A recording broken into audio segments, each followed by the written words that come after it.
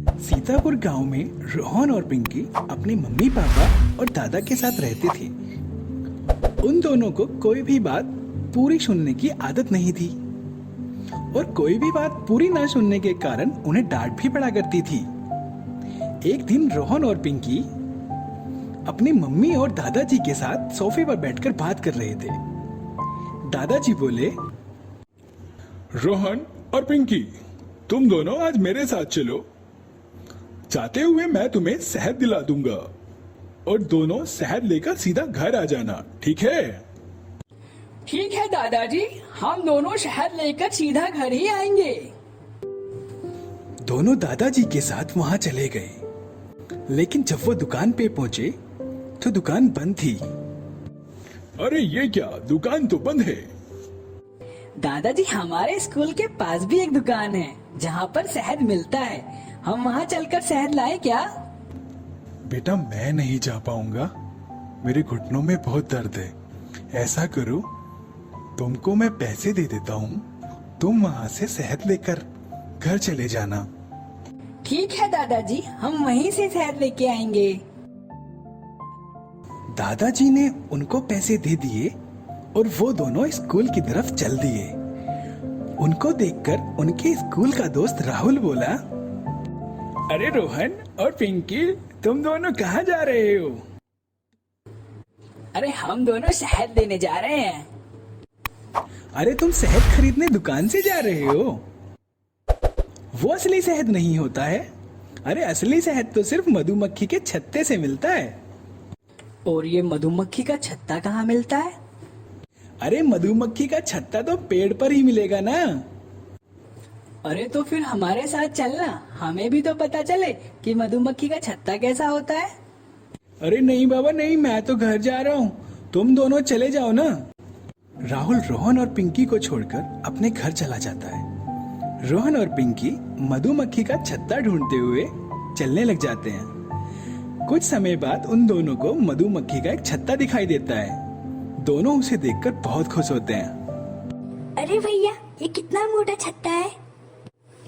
अरे हाँ पिंकी, छत्ता तो बहुत मोटा है और इसमें तो शहद भी अच्छा खासा होगा। मजा ही आ गया। हाँ भैया, लगता तो ऐसा ही है, पर हम इतनी ऊंचाई पर पहुंचेंगे कैसे? उन्होंने इधर उधर नजर दौड़ाई तो उन दोनों को एक पत्थर नजर आया। पिंकी देखो, शहद तोड़ने का रास्ता मिल गया, मैं पत्थर को उठाकर लाता हूँ। रोहन ने पत्थर को उठाया और सीधा मधुमक्खी के छत्ते पे मार दिया। शहद तो नहीं निकला, कुछ मधुमक्खियां छत्ते से निकली और उन दोनों को काट लिया। दोनों दर्द की वजह से चिल्लाने लगे। अरे बाबा रे, अरे बाबा रे। दोनों तेजी से भागकर अपने घर की तरफ निकले। अपने घर के दरवाजे पर पहुंचकर रोहन ने पिंकी से बोला, अपने दर्द को कंट्रोल में रखना, किसी को पता नहीं चलना चाहिए कि हमें मधुमक्खी ने काटा है, वरना पता है ना क्या होगा। हाँ भैया पता है, पिटाई पड़ेगी और डांट अलग से। अगले दिन दोनों अपने स्कूल जाने के लिए निकल गए। स्कूल जाते हुए उन दोनों को एक शहद बेचने वाला मिला। शहद ले लो, शहद बिना मिलावट का शहद, शहद ले लो, शहद बिना मिलावट का शहद।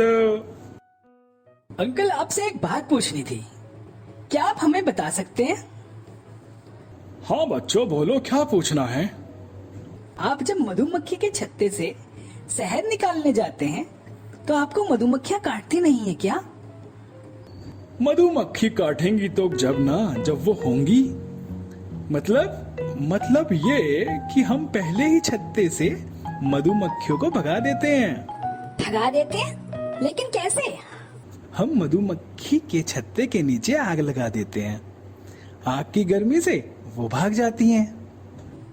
अरे वाह, ये हमने सोचा ही नहीं था। चल पिंकी, इस बार हम ऐसा ही करेंगे। अरे बच्चों, मेरी बात पूरी तो सुनकर जाओ। अरे बच्चों सुनो। शहद वाला उन्हें कुछ बताना चाहता था, लेकिन वो खुशी से ऐसे पागल हुए कि उसकी पूरी बात सुने बिना ही वो दोनों सीधे पेड़ के नीचे पहुंच गए। पिंकी, आज तो हमें शहद लाना ही होगा, कुछ भी हो जाए। हाँ भैया, आज तो शहद घर लेकर ही जाएंगे। पिंकी, पहले ये जितने भी सूखे पत्ते हैं इनको इकट्ठा कर लाते हैं, तभी आग जला पाएंगे। दोनों सूखे पत्तों को इकट्ठा करके छत्ते के नीचे रख देते हैं। रोहन माचिस निकालता है और पत्तों में आग लगा देता है। छत्ते तक आग की गर्मी पहुंचने से सारी मधुमक्खियां उसमें से निकलना शुरू हो गई और चारों तरफ फैल गई। अब मधुमक्खियों ने उन दोनों को बहुत अच्छे से काट लिया और उन दोनों का चेहरा और हाथ पैर सुझा दिए। वो दोनों वहां से भाग गए। उसी वक्त दादाजी घर से जा रहे थे। उन दोनों को ऐसी हालत में देखकर दादाजी रुक गए। अरे बच्चों, ये क्या हुआ? उन दोनों से बोला ही नहीं जा रहा था। दादाजी उन दोनों को डॉक्टर के पास लेकर गए। डॉक्टर साहब, इन दोनों को देखो, इनको क्या हो गया है? अरे, इन दोनों को मधुमक्खियों ने काटा है। थोड़ी देर में ये ठीक हो जाएंगे।